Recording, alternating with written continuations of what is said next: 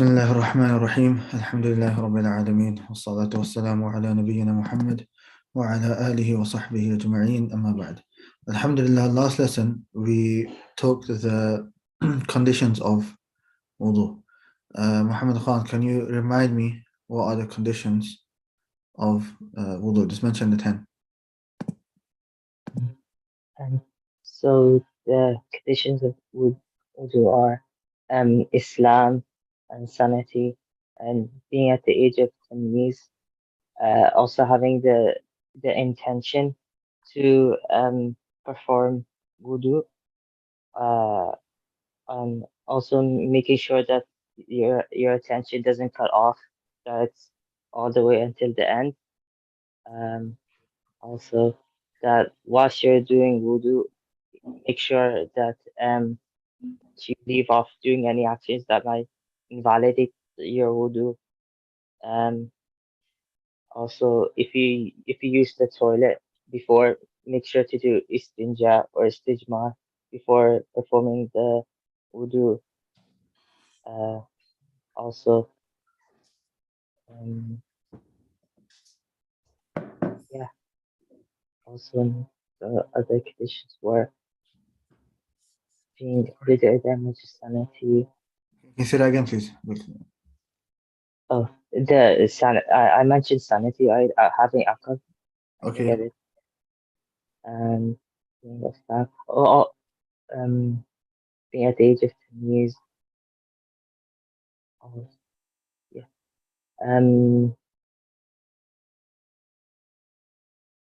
Yeah. You got the majority of them. I don't know how many did you get? I wasn't counting. I wasn't as well. I was just mentioning off the top of my head. You got the majority of them. Yeah. You got the majority of them, yeah. Khair. So we'll just read them from here, inshallah. Jazakallah khair. Islam, sanity, age of differentiation, tamyiz, intention, continuous intention. So one does not intend discontinuing it until one completes the ablution.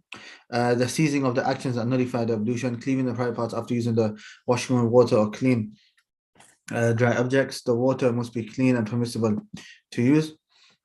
Removing from the skin anything which may prevent the water from reaching it, like nail varnish, super glue, whatever the case may be. The prayer time is entered for the one who nullifies the ablution completely. Somebody who's in a constant state of their wudu breaking. And then we also took some of the recommended acts of cleanliness. Muhammad Khan, do you remember any of them?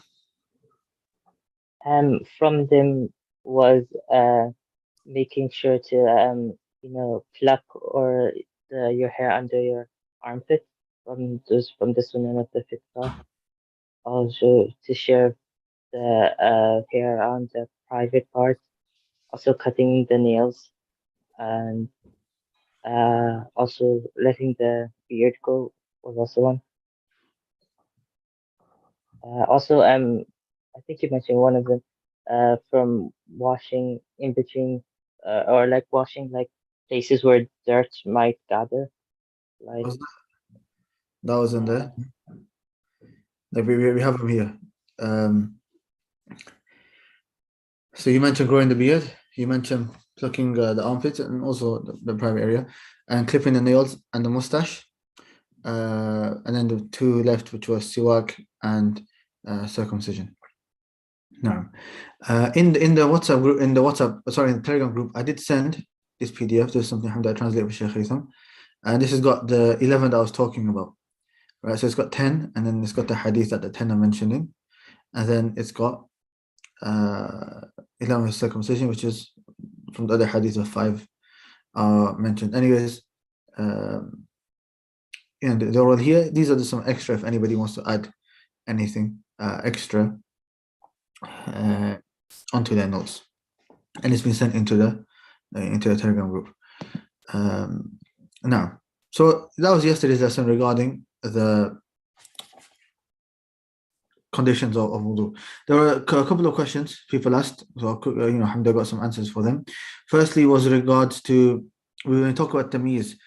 Somebody asked, can a young child who has reached the age of tamyiz, so he fulfills that condition, can he lead in salah? Now this is a masla which is khilaf between the ulama. The Hanafiya say not in any circumstance, and the Hanabila and the Malikiya they say only in Nafal, whereas the Shafi'iyya say yeah, they can as long as the conditions are fulfilled, they can, whether it's fard or nafal. And but it is better that somebody who because the imam role should be somebody who's the most complete. So firstly in Quran, and then understanding of the Sharia, and then other things that we'll take inshallah in Manhaj as-Salikin. So even though this is permissible, it shouldn't be something which should be given to everyone. And this is also the opinion of Shaykh Ibn Baz, that is permissible, and also Ibn Uthaymeen, rahimahumullah. Another question was, when we talked about circumcision, if a new Muslim was to enter into Islam, is it obligatory upon him to circumcise himself? Then the answer is that if there is no harm, like there's no physical harm to him or something like that, then yeah, then he has to. However, if you feel like that's going to really put him off Islam or something like that, no problem in delaying it slightly, because you'd rather him be a Muslim and have and not do that than him not be a Muslim at all, or for him to apostate or something like that. So it has to be, you have to use hikmah in those issues. And it's not a condition if somebody isn't. It's not a condition for somebody's marriage to be correct or anything like that. That's all. All those issues are separate. Today, inshallah, we're going to start by going through firstly the furud of wudu. Now, the furud of wudu are all mentioned in one ayah, which I think you guys should memorize. We'll go through the ayah quickly. We'll come back to it, inshallah. Allah subhanahu wa ta'ala says, Ya ayyuhalladhina amanu idha qumtum ila salah. Or you believe, if you get up to the salah, for the salah, you want to pray, فَغْسِلُوا وُجُوهَكُمْ. Wash your faces, وَأَيْدِيَكُمْ إِلَى الْمَرَافِقِ, and your hands to your elbows, وَامْسَحُوا بِرُؤُوسِكُمْ, and wipe your heads, وَأَرْجُلَكُمْ إِلَى الْكَعْبَيْنِ, and wash your feet to your ankles. Okay, there's a translation, I don't know whose translation this is. When you rise for the prayer, wash your faces and your hands up to the elbows, wipe your heads, and wash your feet to the ankles. Okay, that's the part. The rest, it starts to talk about ghusl and other issues. That's the part that you need to memorize. I think a student of knowledge who wants to understand salah properly, then he should memorize this part of the ayah. Surah Ma'idah, ayah number 6. But what are the 6 things which have been mentioned? What are the 6 obligatory acts of ablution, of wudu? Now, we're not how to do wudu from beginning to end will come later. That will come, inshallah. We're here talking about the technical rulings. What are the minimum obligatory acts that you need to do? So, likewise, like we did in salah, there are certain actions which are obligatory and some which aren't. So, for example, when you start salah, the dua in the beginning, Subhanaka Allahumma bihamdik, or Allahumma ba'id bayni wa bayna khatayai, till the end. That's sunnah. A person should do it. If somebody doesn't miss it out, whether intentionally or unintentionally, the salah is accepted, and there's no sujood sahwi or anything on him. So we need to know the technical rulings, and that's what the ulama generally do in their fiqh books, is that they mention the technical rulings, what are the pillars, what are the conditions, what are this, everything, and then they mention sifatu al-wudu or sifatu as-salah. Okay, how to actually do it with everything in the correct order, with the sunnah and everything, the complete way from the beginning till the end. Sometimes they might mention the sifa first and then technical rulings later, and sometimes it might be the other way around. Now, as for the 6, right? And like I said, these 6 can all be found in the ayah generally, and in the details are found, detailed rulings that we have taken are found from the sunnah of the Prophet sallallahu alaihi wasallam. Those that know the sunnah has come to explain what is in the Quran. But these 6 are, firstly, washing the face. Washing the face. So the first pillar, okay, and this shows the nobility of the face, that's why I started with it, is that you wash the face. And what is the boundary of the face? Lengthwise, it is from where your hairline starts from. Okay, so somebody's bald, he doesn't put his head under the tap or something. It's where it normally starts from. Until the chin. But if he's got a beard, then it would include the beard as well. If he's got a beard, then it would include the beard. That is lengthwise. Okay, and in terms of the beard, the outer it depends on the beard. There's two types of beard. If it's a very thin beard where you can see the skin, then you have to make sure that the water reaches the skin. If it's a thicker skin, a thicker beard like mine, then what is obligatory is the outside. So as you can see, like my beard here, this part here is a bit lighter. You can see the skin. So this part here, I would have to wash. But then the rest of it, I just need to make sure that all of it around is you know, the water goes on it. I don't need to put my fingers in and make sure it reaches every single hair. No, that is known as takhleel. Takhleel al-lihya. Lihya is beard. Takhleel is sunnah. Some ulama mention it, the tariqah is like this, some have mentioned like this. Ala kulli hal, takhleel is sunnah for the one who has a thick beard. Thick meaning you can't see the skin. Okay, so to repeat, the boundary of the face is from where the hairline starts normally until the bottom of, until the chin, or if you've got a beard, then to the bottom of the beard. And we said two types of beard. If you can see the skin, the water has to reach the skin. If you can't, then as long as it's all over it, then that is fine. That's length in terms of the length. In terms of width, then it's, as they say, you know, earlobe to earlobe basically. And that's something very important. Again, those that have beards, if you can see, there's some skin which is between the beard or the sideburns and the ear, right? See, subhanAllah, I can't see. When I look this way, I can't see the camera. Let me see if I move the thing there. Can I see? Yeah, okay. So there, as you can see, there's some skin, right?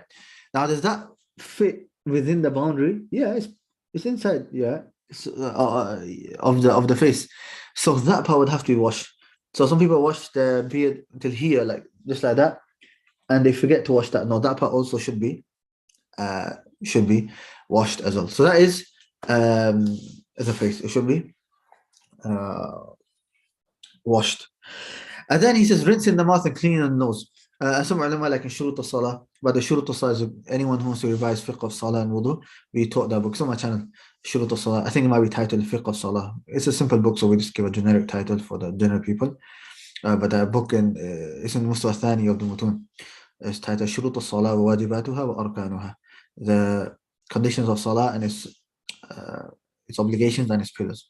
I think I explained it in 4 hours, but I think it's a number of different parts. I think the people who were editing it edited it into a number of different sections. Anyways, you can go there. But anyways, in that book he says, وَمِنْهُ, and from it, from the face is rinsing the mouth and cleaning the nose. So when we say the mouth, when we say the face, it includes rinsing the mouth and the nose. Now the ulama differ. What's the ruling of the mouth and nose? Is it sunnah or is it obligatory? So the face, you know, is a pillar. But what about the nose and the mouth? But here, as you can see, what seems to be the case is that it's part of the face. So you would have to do it. You would have to do it. Okay. So when you say washing the face, it includes the mouth and the nose. It includes the mouth and the nose. And the reason for that, because when you look at the face, the mouth and nose is on the face. They say تحصل به مواجهة.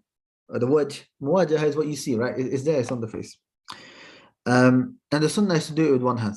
The sunnah is to do it with one hand in the hadith of Abdullah ibn Zayd. You know, Abdullah ibn Zayd, one of the famous ones who got the hadith of Wudhū. Also Uthman radiallahu anhu has a famous hadith of Wudhū.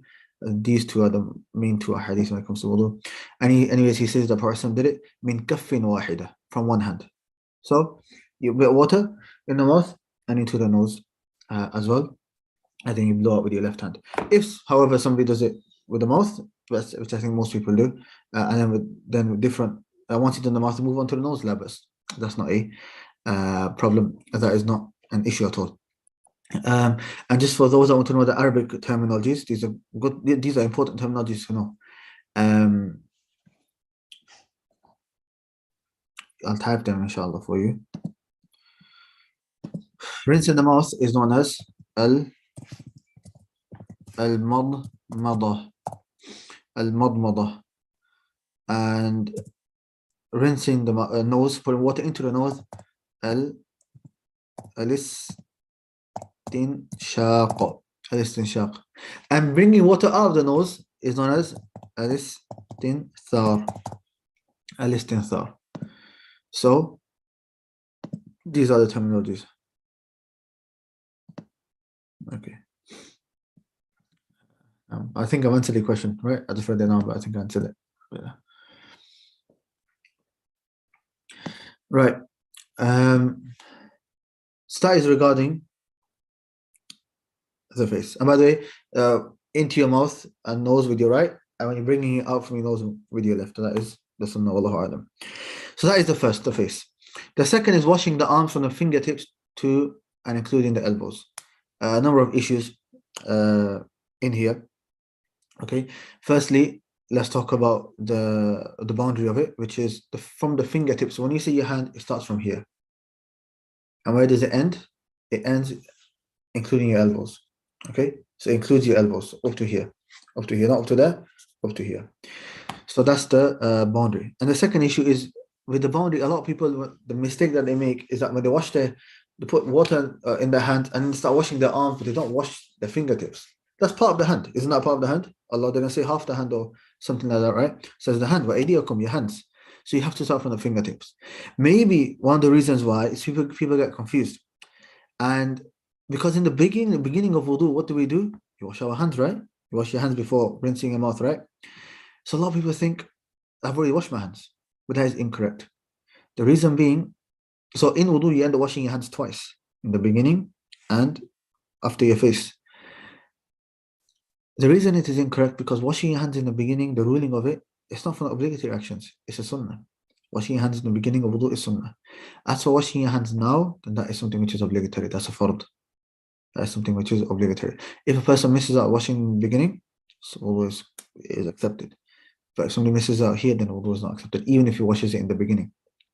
Okay, because he hasn't come with it in the correct place. As we're going to learn that it has to be in the correct place, in the correct order.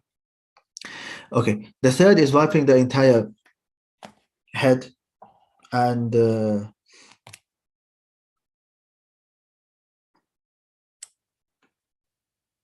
and including wiping the entire head and the ears. So as we know, the Prophet he started from the beginning, went to the back, and then back. That's all the person has to do.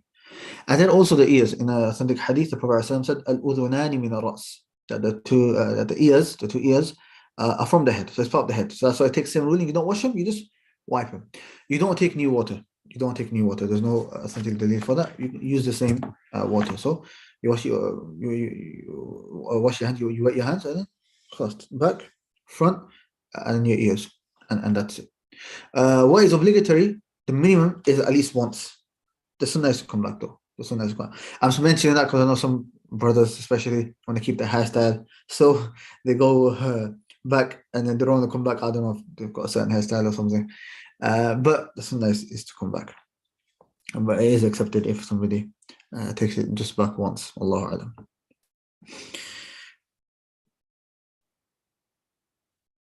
And then the fourth is washing the feet. So all of the feet, including the ankles, so between the toes.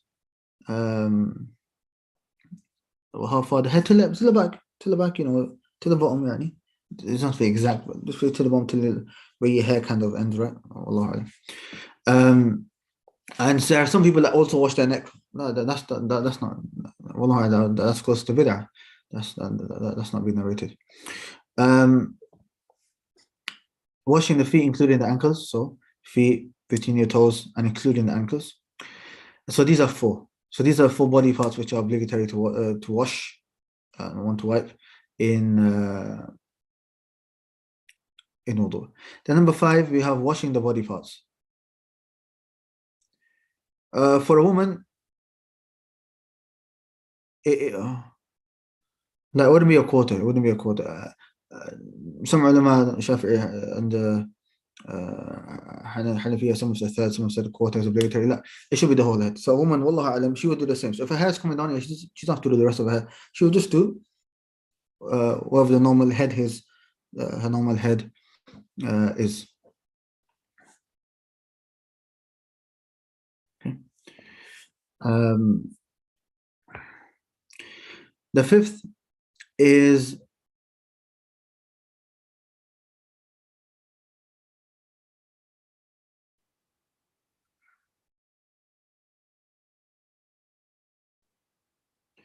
The fifth is washing the body parts in order. So or these parts that we have mentioned, these 4 parts, they have to be in order. So if somebody jumps into a swimming pool, right, or into the sea, feet first and la, because he's done it in the wrong order. Okay, so it has to be in the order which has been mentioned here. And number 6, it says continuity. In Arabic is known as al-muwala. Al-muwala literally is referring to not leaving a time gap so much so that the previous body part dries up. Not leaving a time gap so much so that the previous body part dries up. So how much that is goes back to the urf. Anything in the religion which has been specified, it goes back to urf. Whatever normally is known in the normal conditions. Not if you stood right under an AC or something. That obviously be a lot quicker. Or the general time. So you're doing wudu and somebody just says salam and you say wa alaikum salam and how are you, how's your family, and you carry on, that's fine. But if you get a phone call, you know, and you're on the phone for 20 minutes and that obviously it will dry in that time. So these are the 6 pillars of wudu, 6 obligatory acts of wudu. All of them can be found, especially the first 5, they can be found in the ayah. As for number 6, there's a hadith of a person who did wudu, but he left a little part on where he didn't wash. So the Prophet ﷺ, he told him to repeat his whole wudu, because obviously there's been a time gap. If there wasn't a time gap, then person would have said, just wash that part that you missed out. But because it would have dried by then, person told him to do the whole wudu again. As for the first 5, many people have conversation during wudu. We see this in the masajid. Where is the ruling in this? You shouldn't really have conversations as to an act of ibadah. But like I said, if it's just a little bit, they're still doing wudu and so on, then it's not that long that the previous part would have dried, then the wudu is accepted. Okay, I want to talk about the proofs of this, because it's mentioned in these.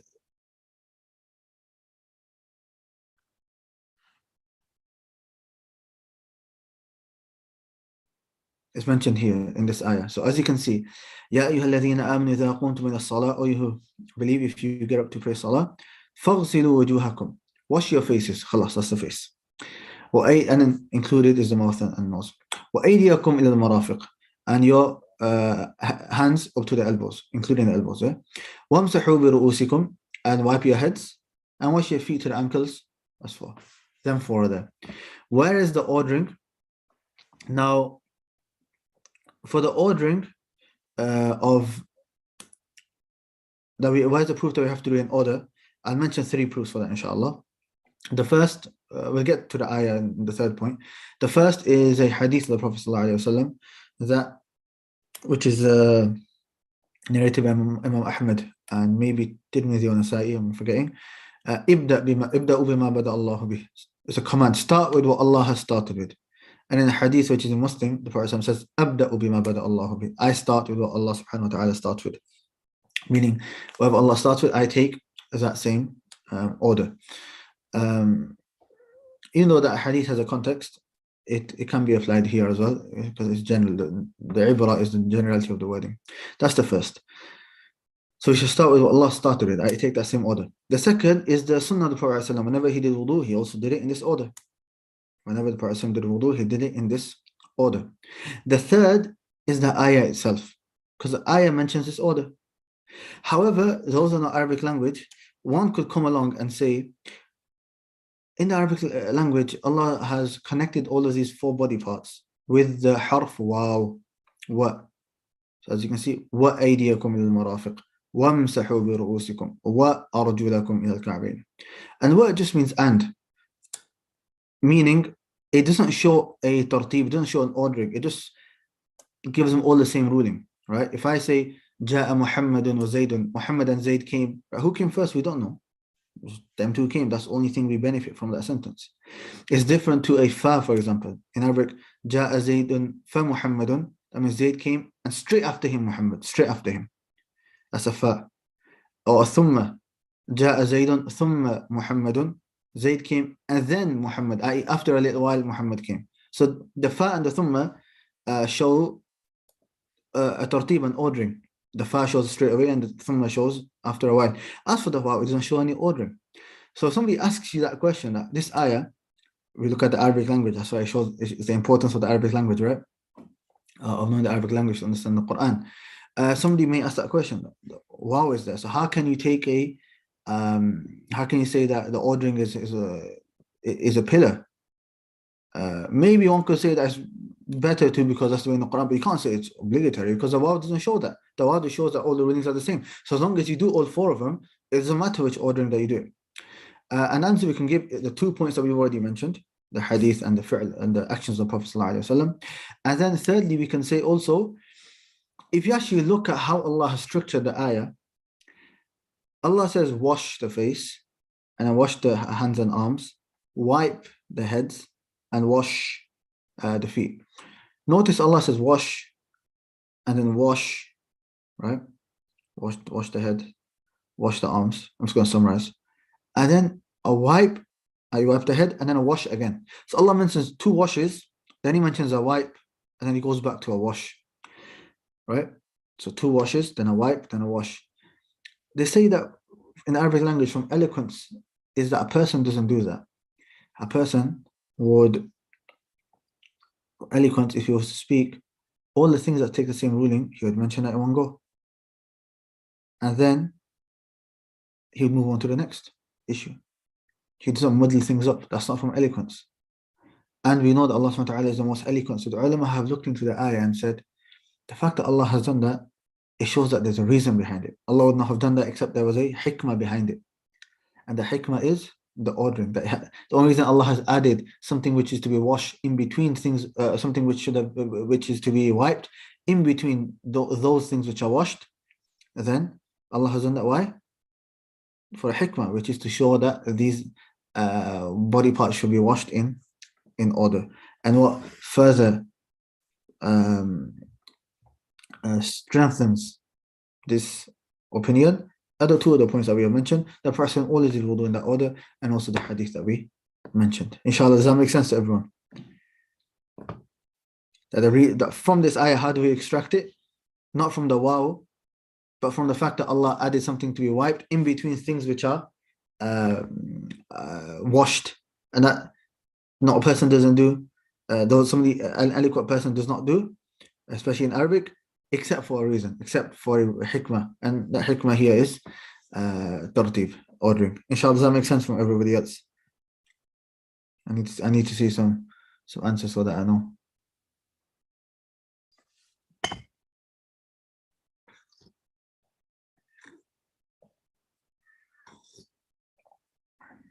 Okay, alhamdulillah.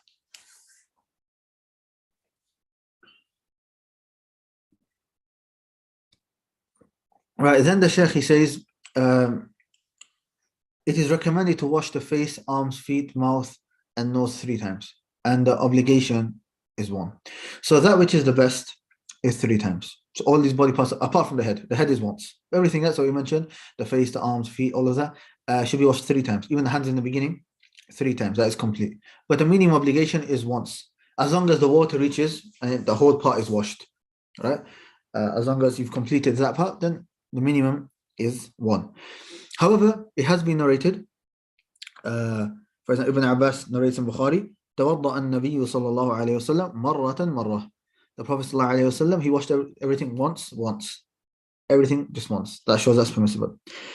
In the hadith of Abdullah bin Zayd, he mentions أن النبي صلى الله عليه وسلم توضأ مرتين. The Prophet ﷺ, he washed twice, every body part twice. And the hadith of Uthman ibn Affan radiyallahu anhu, he mentioned that the Prophet, he mentions the whole hadith, and he mentions the Prophet mentioned washed each body part thrice, 3 times. So you can wash everything once, you can wash everything twice, and you can wash everything thrice, and that is the best. And some of you have mentioned that you can also mix up 1 body part once, 1 body part 3, 1 body part twice. It's accepted. But that which is best is to do everyone 3 times. However, more than 3 is not allowed. In fact, in the hadith, the Prophet ﷺ says, after showing how to do wudu, he said, هكذا الوضوء, this is how wudu is. فمن زاد على هذا فقد أساء وتعدى وظلم. And whoever زاد على هذا, does more than this, فقد أساء, he has done evil, وتعدى, and he has transgressed, وظلم, and he has oppressed, by wasting water.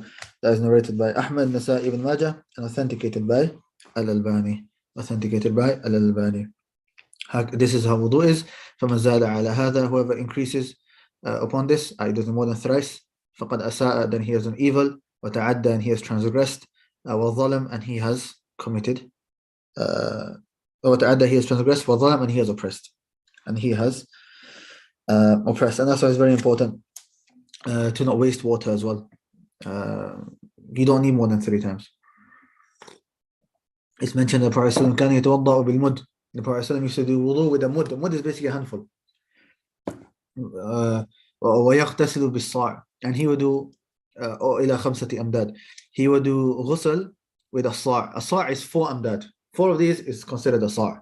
This is measurements in time of the Prophet. Mud, basically a handful. صاع is 4 of them. How much they are? I think Ibn Uthaymin, how much is a صاع? I think Ibn Uthaymin says 2.4 kilos, and some ulama round it up to 3 liters, kilos, same thing. They equal the same. So that's how much, up to 3, because up to 3 liters a person would use, because in the narration as well, ويغتسل بالصاع إلى 5 أمداد, or maybe 5 muds, basically 3 liters or kilos. Subhanallah. And how much money, how much water do we waste? How many times, the amount of water we use for wudu, how many times could the Prophet ﷺ have done ghusl with that? And there's many other hadith that showed the danger of wasting water. So you can go back to those hadith. Likewise, just as a reminder, try to also read the hadith that talk about the virtues of wudu. We've not talked about them, but that is also something which is important to do. I think I've got a lecture. I mentioned some of them. It might have been in Masjid Tawheed in Hyde. I mentioned some of the virtues of wudu, and then some of the, I think I mentioned the furud of wudu. I think that's what the lecture was about. Now, and he says, as for wiping the head, then it's only done once, as the authentic hadith show. Accomplishing continuity during ablution, do not delay washing a part of the ablution until the part before it dries, as we mentioned. The next lesson, we'll try to take this today, inshallah, as well. We'll make the lesson a bit longer because we don't have a lesson tomorrow, is the nullifiers of ablution. What are the things which nullify a person's wudu? The Shaykh here mentioned 6 things. The Hanabila, like we took in Shurut al-Salah, the Hanbalis, they mentioned 8. The 2 other things, the Shaykh, he will talk about them. Ibn Baz, rahimahullah, he will talk about them over here, inshallah. So what are the 6? What are the 6 things which nullify a person's wudu? That when it happens and he wants to pray, then he has to do wudu if any of these 6 things take place. The first is whatever exits from the 2 private parts, and this is anything which exits from the 2 private parts. Shaykh Islam, what does he say? Everything such as urine, feces, sperm, thin liquid that has no smell, fluid emitted after urination, gas, stones, blood, worms, menstruation, and postnatal bleeding, that all breaks your wudu. Some of these things, we're going to talk about ghusl in a while, but for example, if sperm wants to come out you to ejaculate, whatever the case may be, then you don't do wudu, you need a ghusl. In fact, you need to have a shower or to bathe, and we'll talk about those rulings in the next lesson. Likewise, menstruation, when the period is over, then our the woman has to have a ghusl. But if any of these happen, then it breaks your wudu, or your wudu is nullified, and we'll talk about the rulings of ghusl later, inshallah. So anything which comes out of the 2 private parts. The next is the exiting impure substances from other parts of the body. So other parts of the body,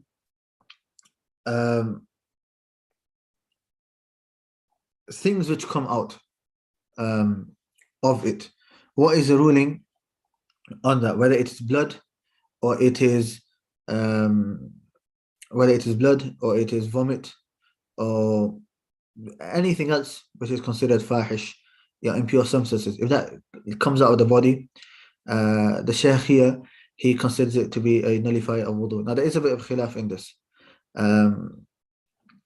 Generally the main two opinions, there's a few more, but generally the main two are that it only breaks your wudu if it's a lot, urfan, so what a normal person would consider a lot. So if it's like this much of blood, like it wouldn't break your wudu. But if it's like this much of blood, that much, that's a lot of blood. Obviously that's a lot of blood. Then that'll break your wudu. And that's what the Shaykh has taken the opinion, and this is the opinion of many of the Sahaba and also the Tabi'in. There is another opinion which I'll mention, many of the Ahl Hadith take them, is that it does not break your wudu at all, even if it's a lot, because it's not been narrated from the Prophet ﷺ that is a nullified wudu. And there are some ahadith where some of the Sahaba were praying Salah and they were shot with arrows and they were bleeding, but they carried on the Salah. Like as Umar radiallahu anhu, when he was stabbed, he was obviously bleeding, but he tried his best to carry on the Salah. He didn't say that my wudu has broken. So that's why some ulama say that it doesn't break your wudu. However, Ibn Baz rahimahullah, we're going to stick to this because right now we're not in level 2. Inshallah, we can go into those issues in a bit more detail. Inshallah, okay. Right now, I'm just exposing you to the khilaf because most likely this is one of those issues that if you would speak to another student of knowledge, they might mention the other opinion. So I want you to be aware of the other opinion. But right now, we're going to stick to Ibn Baz's opinion and the opinion of many, if not the majority, wallahu alam, I can't remember, of the ulama, and they have their answers. You know, for example, Umar radiallahu anhu, they would say that okay, Umar carried on, but that was hal al-darura, that was a necessity. He's got stabbed. He's not in the best position to actually go and do wudu again, right? So they have the answers and so on, but that we'll look into inshallah in level 2 want to study fiqh over there, bi'idhnillah.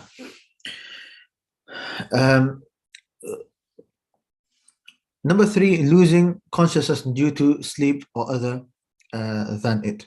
So this is the third, which is regarding losing consciousness. Now, if it is anything other than sleep, such as fainting or anything like that, then by ijma' that breaks your wudu. As for sleep, then there is a bit of khilaf in sleep. What seems to be the correct opinion is that what is considered sleep, as soon as you have fallen into deep sleep, i.e., as soon as you've fallen into that type of sleep where you do not know what is going on around you. Okay, if that is the case, then you have broken your wudu. So if you have, you're in light sleep, where sometimes in a boring class, inshallah not mine, inshallah not Islamic class, maybe different class, and you're not nodding off of that, right? It's happened. I remember it happened to me in high school a few times. Anyways, you can still hear everyone around. You still know what's going on, and if you hear the voice of a teacher, you get up again straight away. It's not like you've fully knocked off and you don't know what's going on around you, and somebody has to budge you or wake you up like that, right? So if it's light sleep, then it's fine. But as soon as you lose, you can say consciousness, or you don't know what's going on around you, then you have broken your wudu, because now you don't know. And one of the reasons the ulama, the reason they give this is because if you're in that state, you don't know. Maybe some wind could have passed and you don't know. It's a state where your wudu could have broken and you don't know. And maybe you could also say that if you're in light sleep, then you're still kind of fresh. Sometimes you can just wake up and you're fresh. But if you've gone into deep sleep, even if it's for a minute or two or less, you could wake up really tired. So wudu could be a way of waking yourself up a bit more. Wallahu alam. This reason I've mentioned right now, the one that I've read from the ulama is the first, that it's a mazinnatu khuruj or mazinnatul hadath, that once you lost consciousness, then it's more likely that you could break your wudu and you wouldn't know. So that is in regards to losing consciousness due to sleep or other than it, such as fainting. The next is touching the private parts from the front or back without a barrier, whether it's your own or somebody else's, even if it's a halal, such as your spouse. That breaks your wudu. Again, this is the masla which has a bit of khilafin. However, what seems to be correct, wallahu alam, is that if it's a direct touching of the private parts, then it breaks your wudu. If it is done with if it is done through material like your clothes or a tissue or something like that, then that does not break your wudu, wallahu a'lam. By the way, just remember, for number 3, some ulama also mentioned that, if you're leaning or sitting, then that breaks your wudu. If you're standing and you fall asleep, that doesn't break your wudu. Some of the muhaddithin have mentioned that as well. However, why I've said, I think that is more correct, because it all comes back to the same reason. The reason they say if you're leaning, because you're more likely to be in deep sleep than and not realize if you've passed wind or something. Now I'm just mentioning this because you might hear a different opinion. So I think it would come under what I've mentioned. Anyway, wallahu a'lam. And number 4 was touching on private parts. Like I said, again, there's khilaf. I mean, the Shafi'iyya say, actually no, that's the other issue we're going to get to now, inshallah. Okay, number 5, eating camel's meat. This seems to be the correct opinion as well. It's the opinion of Imam Ahmed, whereas the majority say that it doesn't break your wudu. But the reason for this is a hadith of Prophet ﷺ, where a man asked the Prophet ﷺ that if I eat from sheep's meat, does it break? Should I do wudu? And the Prophet ﷺ said, in shit, if you want to.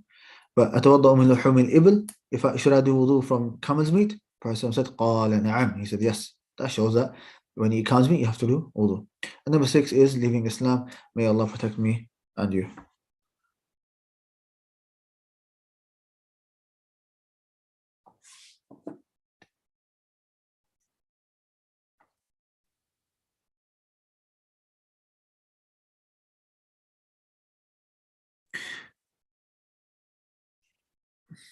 The question that you just asked me, on principle it would. However, I think I remember reading some of the fatwa the ulama saying that due to necessity it wouldn't.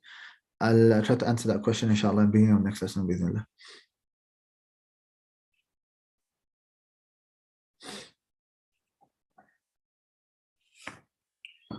Okay, so these are 6 things that break a person's wudu. 6 nullifiers of wudu, right? Now the Sheikh's going to move on and mention the two others that some of the ulama, like the Hanabila, mentioned, but the Sheikh doesn't agree that they are nullifiers of wudu. So he says, firstly, washing dead body. The correct opinion is that it does not nullify the ablution. This is the opinion of most of the scholars due to the lack of evidence to prove that. However, if the hand of the one who is washing the dead body accidentally touches the private parts of the dead person without a barrier, then it is a must to make ablution. Likewise, it is a must to not touch the private parts of the dead person except behind a barrier. So, the Shaykh, he basically says that washing dead body, does that break your wudu? No, it doesn't. Why? There's no delay to say that it breaks your wudu. It's act of worship. We're doing wudu, what breaks it, what doesn't break it. It's act of worship. So for you to say something, give a ruling, you need a proof. And there's no proof. There is one hadith, من غسل ميتا فليغتسل. Whoever washes the dead, then let him take a shower. فليغتسل. Or let him wash. Maybe sometimes when it says wash, some ulama may understand wudu and some may take the meaning of ghusl, but Ibn Baz himself, he says al-hadith al-madhkur da'if. He says that hadith is weak. And likewise, I think Shaykh Rajihi, I read that he said being attributed to Prophet ﷺ, it is weak. However, it is a statement of a companion. And there were ulama differ. There are some ulama who have said it is authentic, but according to Shaykh Ibn Baz and a lot of the scholars, that it is weak. It is weak. So there is no proof. However, if a person is washing a dead body and his hand touches the private parts, then it will break because then his wudu will break because he touched the private part. It's not permissible to do it, but it could happen accidentally. And then the other one, the 8th one, which the Sheikh does not consider to be a nullifier, is touching a woman. There's different opinions. The Shafi'iyya say that anytime you touch a woman, anytime, it breaks your wudu. And another opinion is that if you do it out of desire, then it breaks your wudu. However, the correct opinion, wallahu alam, seems to be what the Shaykh has mentioned here, that it doesn't break your wudu at all, even if it is with desire. And the reason for that is, let's have a read, inshallah. Moreover, touching a woman does not nullify the ablution, whether it is with desire or without desire, according to the correct opinion, as long as nothing comes out of its private part, because then that's a different issue. This is since the Prophet ﷺ kissed some of his wives and prayed without making ablution. So the Prophet ﷺ used to kiss some of his wives, and then he would go to pray salah without doing wudu. And in one of the narrations, the narrator, Aisha radiallahu anha, was narrating the hadith. So the one who was listening said, because Prophet said, Aisha said that the Prophet would kiss some of his wives and go.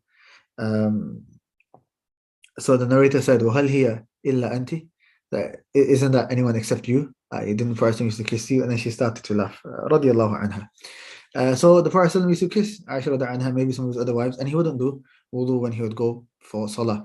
And obviously, generally, a man kissing a woman is out of desire, or it is out of pleasure, or something like that. Now, as for the ayah, so as for the saying of Allah, meaning the ayah, أَوَلَا مَسْتُمُ النِّسَاء, which is in the same ayah that we mentioned previously, or you have touched women. What does that mean? It means having relationships with them, to the correct opinion, which is also the opinion of Ibn Abbas and other early and later scholars. So there's an ayah where Allah says, if you touch women. And Imam Shafi'i has understood it to be normal touching. However, what seems to be correct, like Ibn Baz and other ulama have said, that is referring to intercourse, basically. That is referring to having relationships, i.e. intercourse with them.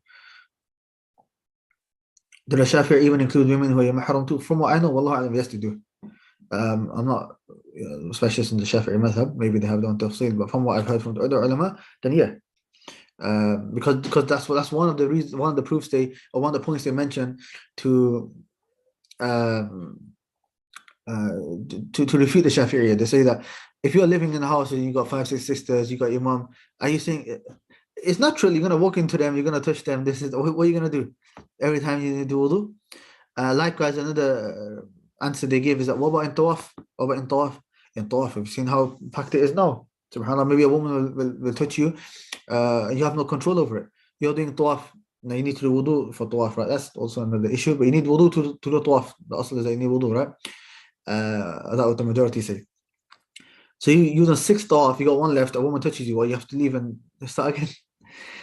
Anyway, some of the Shafi'i actually don't act upon this statement, this qawl in tawaf. So even if they take the opinion that touching a woman breaks your wudu, while doing tawaf, they don't take that opinion because it's too difficult. How are we going to do it then? Now, let's quickly read what Shaykh Haytham said. His explanation of some of the nullifiers, whatever exits from the 2 prior parts, everything such as urine, feces, sperm. Okay, we've read that. The exiting of big amounts of impure substances from other parts of the body.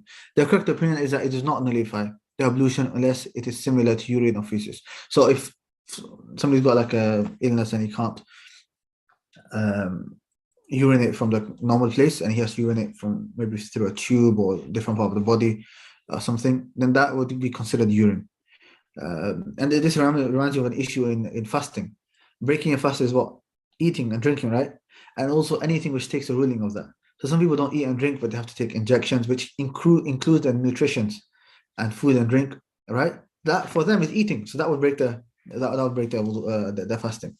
Anyway, so here, so as you can see, Ibn Baz is saying that big amounts of impure substances would break the wudu. The Shaykh Haytham was saying that the correct opinion is that no, it wouldn't, unless it's urine and feces. So alhamdulillah, I mentioned both because it's made it's a fa'idah here that I mentioned both opinions. What does seem to be more correct, Wallahu alam, and what I lean towards as well, is that it doesn't break your wudu. Due to there not being any clear-cut dalil to say that it does, and secondly, because of other proofs such as the story of Umar and some of the other companions. Wallahu alam. Unconsciousness due to sleep other than it. Sleep itself does not nullify ablution, except that it is assumed that gas may come out. So if one is certain that nothing has come out, then he or she still has ablution. And that's what we are basically talking about, right? If it's a light sleep, then you know, right? But once you've gone into a deep sleep, then you don't know. Right? Once you go into a deep sleep, then you don't know. Touching the private parts, front or back without a barrier, Ibn Taymiyyah rahimahullah says that it's recommended to make ablution after touching it, and not a must. So it doesn't break your wudu, but it's recommended. You've not really, not to some of the best places. So it's recommended that you do wudu. Okay, summary of ablution with pictures. What we'll do, inshallah, is I'll stop here for today. Now this is the sifatul wudu that we were talking about from the beginning till the end what to do. I will stop here inshallah. Just one more issue I'll mention is that some of the ulama have mentioned that, especially the Hanabila, that there's an obligation of it's not a fard, it's called wajib of wudu, which is saying the basmala in the beginning. Okay, and the reason they differentiate between fard and wajib is, so the fard would be the 6 that we mentioned here. These are not fard. And a wajib, even though they mean the same thing, the Hanabila say that saying Bismillah, if you forget to say it, then it's fine. If you forget to say it, or if you remember halfway through, you just say it whenever you remember. Because of a hadith of Prophet ﷺ, he says, "La wudu'a liman lam yadhkur ismallah alayh." There is no wudu for the one who does not mention the name of Allah upon it. But it is weak. It is weak. That's why the majority of the ulama say that it is sunnah. The majority of the ulama say that it is sunnah. Hence, it is not mentioned here. As you can see, it's not the Shaykh has not mentioned it. No, Shaykh Haytham Sarhan mentioned it here, but I think it's important to know. But saying the basmala is sunnah, and if you do forget in the beginning, then say it whenever you remember. You don't have to start again. Now we'll stop here inshallah. Next lesson we will try to complete bi'ithnillah the fiqh of wudu, and then we'll have a revision session on wudu next week inshallah, and then after that we will move on to zakah. We'll move on to zakah. We have a bit left. We have just reading this, which is quite straightforward, looking at the pictures, then tayammum, small little thing about ghusl, wiping over the socks. Most of this, by the way, all of this, by the way, is mentioned by Shaykh Haytham. It's not mentioned by Ibn Baz. As you can see, it's not yellow background. Yellow background is the text. Yeah, as you can see, that's yellow. That's what Ibn Baz is saying. All this from Shaykh Haytham Sarahan. He's added these extra issues to complete the fiqh and your understanding of these issues. So that's why a lot of it, I'm just going to stick to what Shaykh Haytham says and just read through it. A lot of it is straightforward. And inshallah, next lesson we should finish fiqh of wudu. If a person cuts their finger through chopping food, does that nullify wudu? So I want you to answer. If you cut your finger, what would happen? You would bleed, right? So which issue does it go back to? It goes back to, does bleeding break your wudu or not? And I mentioned the khilaf, but in the end, what opinion do we take? Shaykh Haytham Sarhana said, and by the way, most of the time when Shaykh Haytham takes an opinion, it's Ibn Uthaymeen rahimahullah's opinion. I can't remember if this is the exact opinion, but I wouldn't be surprised if it is. So what does Ibn Uthaymeen and Shaykh Haytham Sarhan say? And other ulama, it does not break your wudu. So even if you're bleeding, or the answer be, so this scenario of yours, that if you cut your finger through chopping food, would that nullify your wudu? You give me the answer. No, why?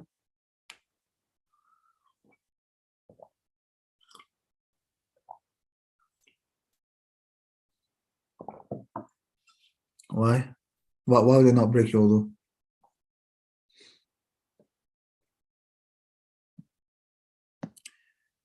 Because it's not a lot of blood. It's not a lot of blood on the opinion that if it's a lot of blood, it would break your wudu. Or if you take the opinion, which is the opinion of Shaykh Haytham Sarhan and Ibn Uthaymeen, is that blood does not break your wudu at all, because there's no proof for that. Okay, so hopefully, in this basic course, I don't like mentioning khilaf, but certain issues I might like this. For the blood, 2 opinions. If it's a lot, it breaks your wudu, or it doesn't break your wudu, whether it's a lot or a little. Okay, the one we're going to take, inshallah, for now, more detail than the actual khilafat we'll go into later, but the opinion that we're going to take is what? Is that it does not break your wudu. Blood does not break your wudu. Why? Because there's no proof. There's no proof, or clear-cut proof anyway, to show that bleeding breaks your wudu. And secondly, there are other incidents which actually indicate towards the opposite, like the story of Umar and like the companion who was shot with the arrow whilst praying salah. Now, inshallah, does that make sense? Is that okay? Yeah.